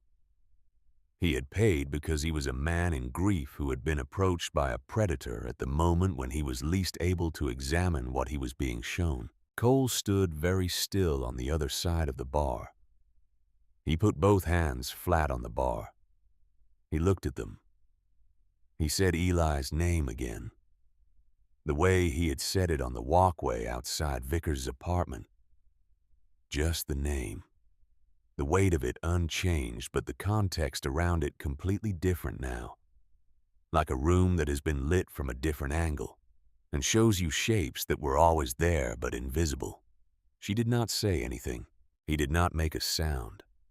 But his shoulders moved in that way she recognized the small involuntary movement of a man who has spent a very long time holding something and has just been told he is allowed to put it down.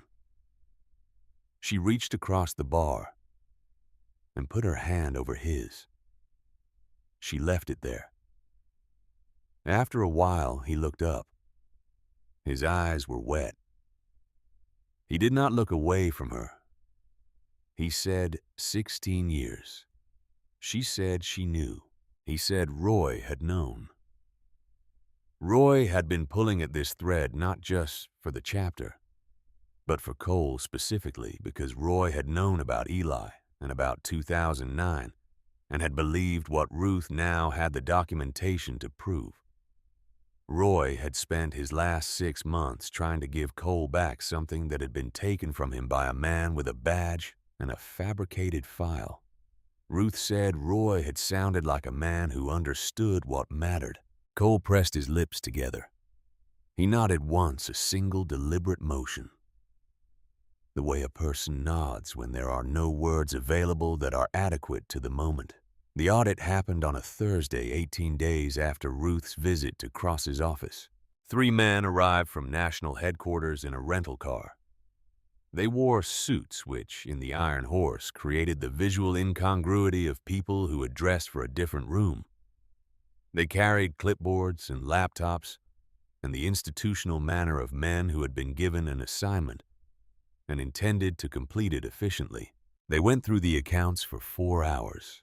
Ruth sat at the bar with Cole and said nothing during this portion because numbers spoke more clearly than she could, and the numbers were correct. She had made sure of that herself. Going through every line item with Gordy over the previous 2 weeks, not to conceal anything, but to ensure that everything was presented in a form that could be understood quickly and without ambiguity.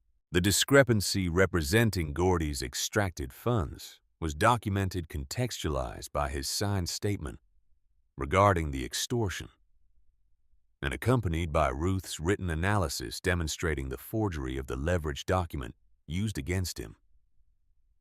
She had written it in the plain, declarative style she had used for 4 decades to explain complex things to people who needed to understand them. The lead auditor, a man named Harwell, read the analysis twice. He looked at the case number documentation. He looked at Ruth. She told him her name. She told him she had taught English for 39 years and had spent the past several weeks examining documents pertaining to the activities of Sheriff Leland Cross of Hardin County, Montana. She told him the anonymous complaints filed with the national organization originated from a P.O. box registered to Cross's personal attorney, and she placed in front of Harwell the county business registry documentation establishing that fact. Harwell looked at the document. He looked at the P.O. box number on the complaint letter he had brought with him. He looked at the number on the registry document. They were the same. Ruth told him that Cross had been operating a protection racket across 3 counties for 16 years. She told him the Hells Angels Montana chapter had been one of his accounts, and that Cross had filed the complaints in an attempt to dissolve the chapter before federal investigators could use its members as witnesses. She told him that as of 48 hours ago, Cross was the subject of a federal investigation being conducted by Special Agent Patricia Dressler of the FBI Billings Field Office, and that Harwell was welcome to contact Agent Dressler directly to confirm this. She slid a piece of paper across the bar with Dressler's office number written on it in Ruth's careful teacher's hand. Harwell looked at it. He looked at his 2 colleagues. He picked up his phone. The call lasted 7 minutes. Ruth drank her coffee. Cole sat beside her without moving. When Harwell came back, he said the charter review was suspended pending the outcome of the federal investigation. He said the national organization would be in contact. He said that in his 14 years conducting chapter audits, he had not encountered a situation quite like this one. He said it to the room in general, but he was looking at Ruth when he said it. She told him she supposed that was something. The auditors packed their laptops and their clipboards and left. The following morning, Leland Cross was arrested at his home by Special Agent Dressler and 2 FBI agents. The arrest was not dramatic in the way that arrests on television are dramatic. It was quiet and procedural. 2 cars in the driveway at 7 in the morning. Cross coming to the door in a bathrobe, the agents with their credentials and their paperwork. The neighbors saw it. By 9 o'clock, people in Hardin were talking about it. By noon, it was the only thing anyone was talking about. The local paper ran a photograph of his office building with the door closed and a statement from the county commission confirming that a deputy had been appointed as interim sheriff pending the resolution of federal proceedings. Ruth read the article at her kitchen table with her morning coffee. She read it carefully. She put it down. She looked out the window at the November light coming across the fields. She thought about Roy Sullivan reading the end of this story from wherever Roy Sullivan was. She thought it would have satisfied him. She thought the satisfaction would not have been about vengeance, because Roy had not struck her as a man whose primary appetite was vengeance. It would have been about the structural correction, about the thing being put right in a way that would hold. She picked up her coffee and finished it. Cole called the chapter meeting for the following Saturday evening. The full membership was there, 40 men filling the Iron Horse from bar to back wall.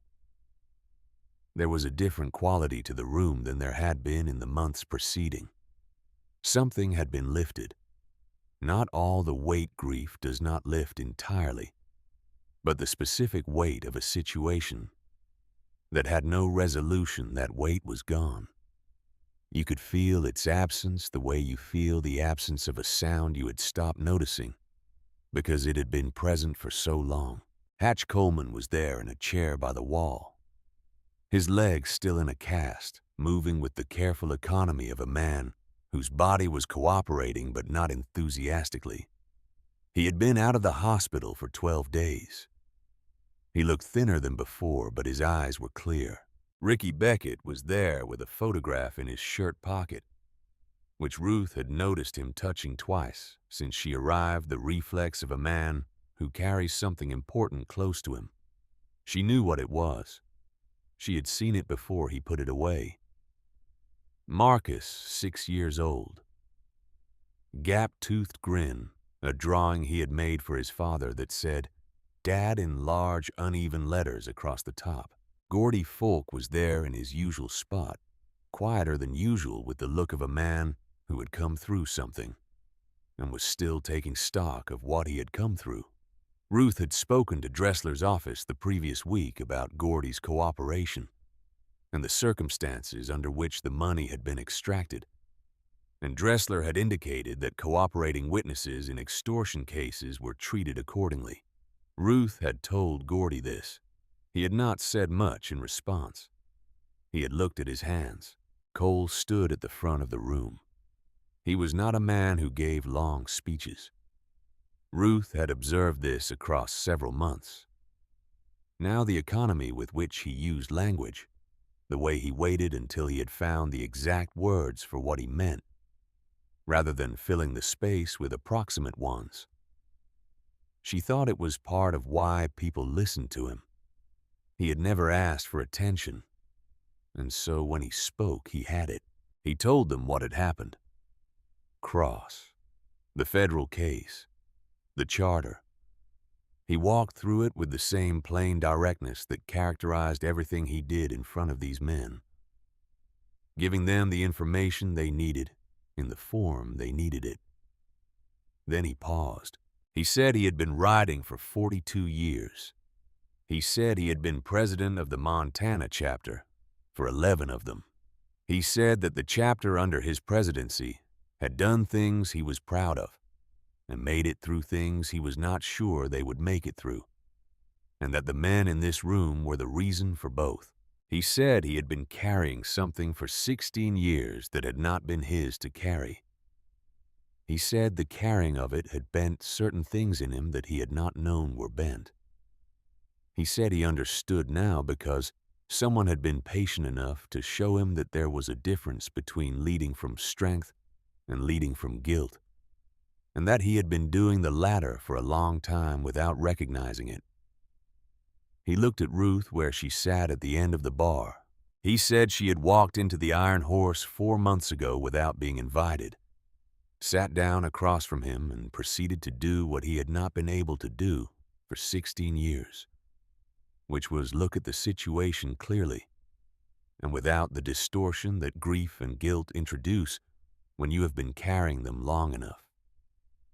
He said she had done it with the same unhurried precision she apparently brought to everything, and she had done it without asking for anything in return, except that they not waste what she was building. He said he had decided to step down as chapter president. The room did not erupt. It was not that kind of room, but something shifted a collective movement of attention. The specific alertness of men receiving significant information. He said 42 years was enough. He said he wanted to ride for himself again. He said the man he wanted to pass the presidency to was the best of what this chapter could be, which was someone who had come in with nothing and built himself into something, who had fought for his son when the system told him not to bother, who had stood up in a courtroom and let a 92-year-old woman defend him, and had not let his pride make that harder than it needed to be. He looked at Ricky Beckett. He said the name. He said it clearly in front of the full chapter. Ricky did not move for a moment. Then he stood up. He was 29 years old, and he looked in that moment significantly older than 29. In the best possible way, the way people look when they have been asked to carry something and have decided they are ready for the weight. Cole removed the chapter president patch from his vest. He walked across the room. He placed it in Ricky's hand. The room was quiet in the way that rooms are quiet when something real and irreversible has just happened, and everyone present understands it. The memorial ride was Ricky's first act as chapter president. He had proposed it 3 days after accepting the role, standing in the Iron Horse with a notebook and a list of contacts and the focused energy of a man who has been given a purpose and intends to meet it. He wanted a proper memorial for Roy Sullivan, the one that the circumstances of the previous months had prevented them from organizing. He wanted it done right. The word went out through the Hells Angels network in the way that words travel through organizations built on loyalty and shared history. It went to chapters in Idaho and Wyoming and Colorado and Washington and California and beyond. It went to men who had ridden with Roy at rallies over the years, men who had known him for a week or a decade, men who had heard the story of what had happened in Montana and wanted to be present for the accounting of it. On the second Saturday of December they came. Ruth stood in the Iron Horse parking lot at 7 in the morning and watched them arrive. Not in ones and twos, but in columns, chapter by chapter, riding in through the December cold, with their breath and their exhaust mixing in the frozen air, filling the county road in both directions for as far as she could see. The sound was a physical thing, a presence that moved through the chest and settled there. The final count, recorded by Ricky in his notebook with the same methodical precision he brought to everything now, was 612. They gathered in a field behind the Iron Horse that Cross had once threatened to have condemned on a building code pretext, because Cross had understood that the size of what this chapter could assemble when it chose to was a form of power he preferred to diminish. The field was large enough, barely, 612 men in black leather, standing in the December cold of a Montana morning breath. Rising engines silent, the only sound the wind coming down off the mountains to the north. Ricky spoke first. He spoke about Roy the way a young man speaks about someone who shaped him before he understood that shaping was happening. He spoke about what it meant to find a family when your original one had fallen apart, about what it meant to have someone show you how to be a man by doing it in front of you every day without ceremony or instruction. Others spoke. 3, 4, 5 men from other chapters who had known Roy at different points in his life. Each of them adding something different to the picture, a detail or a quality or a moment that together built something complete. Then Cole stood up. He had not been going to speak. Ruth had known this because she knew him well enough now to recognize when he had made a decision, and what that decision cost him. He had been standing at the back of the gathered crowd, with his hands in his vest pockets, and his jaw set. Not avoiding anything, just occupying the weight of the moment, in the way he occupied all weight quietly and entirely. But he walked to the front. He stood there for a moment looking at 600 men who had come from across the country for a man who deserved it. He looked at Hatch, sitting in a folding chair with his cast, who had put himself on a road at night to finish what Roy had started. He looked at Gordy, who had carried a secret for 11 months, because someone had used his son as a weapon, and he had not known what else to do. He looked at Ricky, who was 29 years old, and standing straighter than Cole had ever seen a man stand under the weight of responsibility. He said Roy Sullivan had spent the last 6 months of his life doing something that Cole had not been able to do for 16 years. He said Roy had looked at a corrupt man with institutional power and decided that the correct response was not to accommodate the corruption, but to dismantle it regardless of the personal cost, regardless of what it was taken from him at the same time. He said he had been failing to do that for 16 years because he had believed he deserved the weight he was carrying. He stopped. He looked out at 600 faces. He said he had been wrong about that. He said someone had shown him he was wrong about that, not by arguing with him or confronting him or telling him what to do, but by sitting down across from him in this bar 4 months ago and seeing him as he actually was, not as the version of himself that 16 years of guilt had assembled. He said he had not had a mother since he was 16 years old. He turned. He looked at Ruth where she stood at the edge of the gathered crowd. In Roy Sullivan's vest, 92 years old, white hair against the dark leather the Montana morning behind her, and 600 men before her, and a stillness about her that came not from absence, but from a very long life lived in full. He said her name, Ruth. Then he stopped. He looked at her for a long moment, and something in Cole Hargrove that had been sealed since a Tuesday in July 2009 opened. He said one word. He said Mama. He said it quietly, not for the crowd, not as a performance, not with the calculation of a man making a gesture. He said it the way you say a word that has been living inside you for a very long time, without a context in which to be spoken, and has finally found one. The field was absolutely silent. Then from somewhere in the back of the gathered crowd, a single man reached up and removed his helmet. He held it against his chest.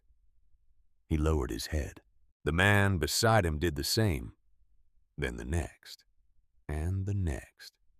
It moved through 600 men, the way a wave moves through open water, unhurried and inevitable each man. Watching the man beside him and understanding without being told what was being acknowledged and why.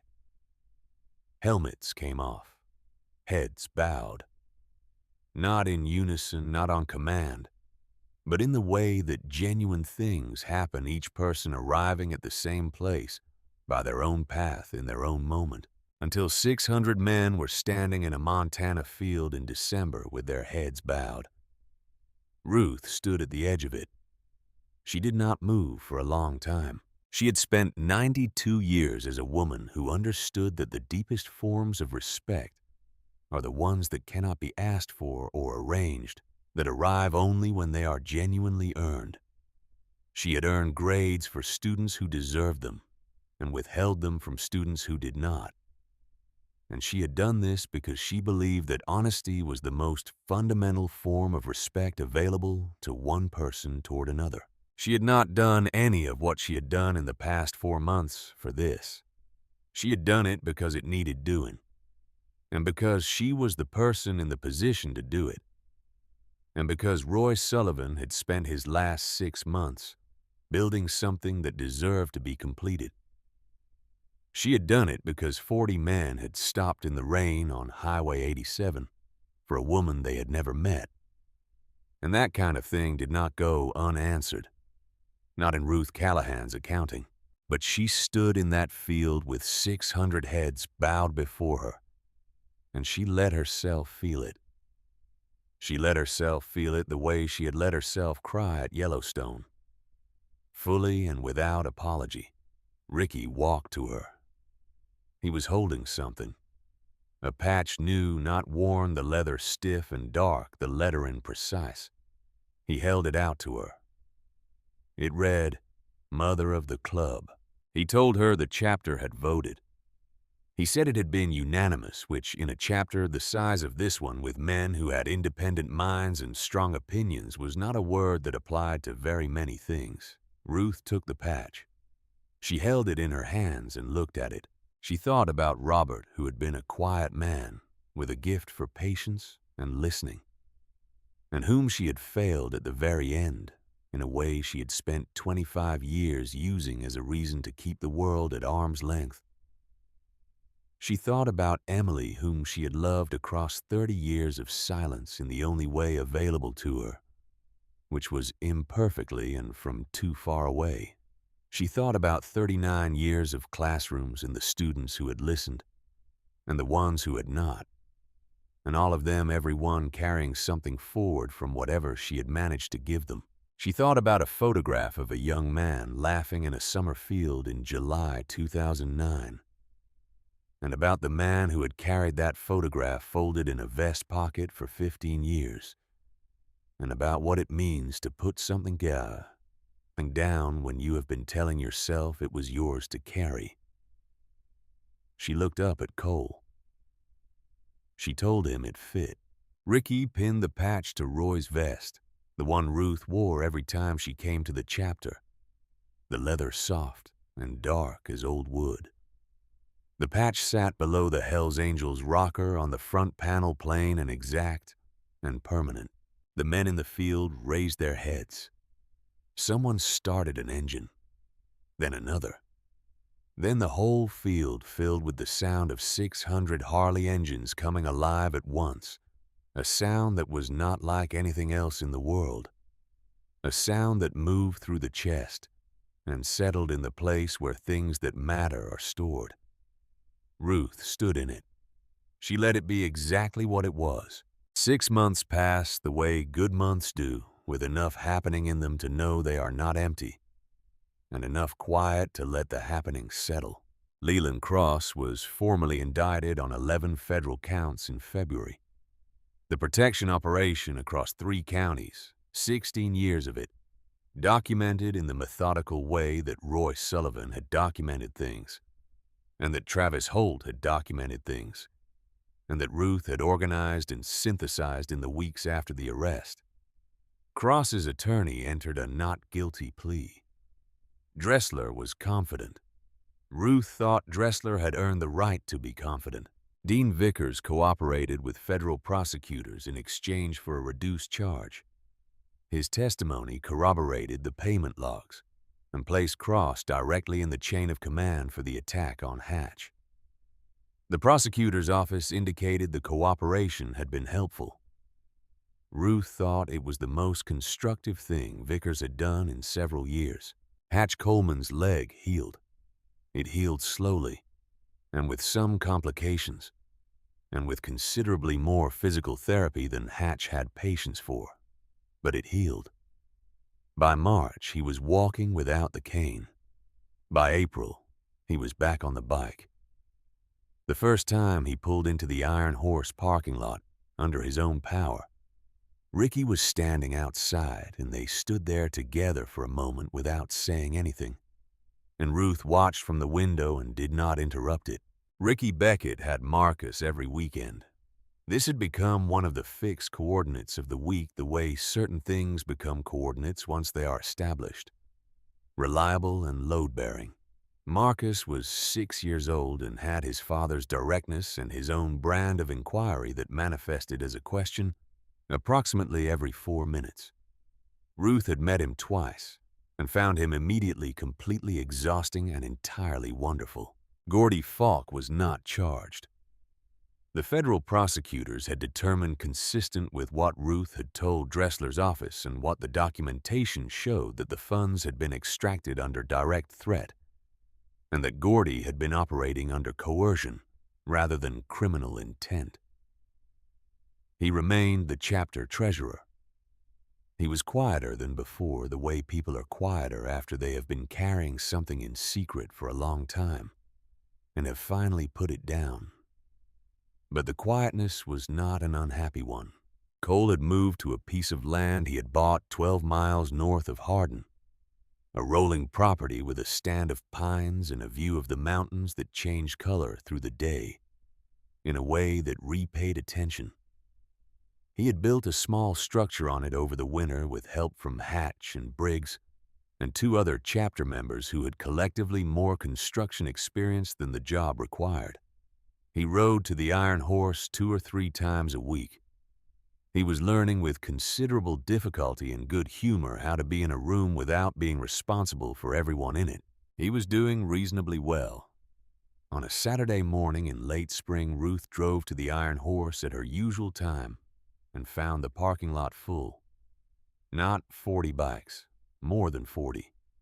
Bikes she did not recognize parked alongside the familiar ones out-of-state plates. Different chapter rockers on the vests of the men standing outside in the early morning light. They had come from Idaho and Wyoming and 2 from as far as Colorado. She got out of the Buick. Ricky was waiting for her. He told her they were doing a memorial run. Not the full December ride, just chapter members and invited brothers who had wanted to come, a spring version of what they had done in December for Roy and for the year they had been through together.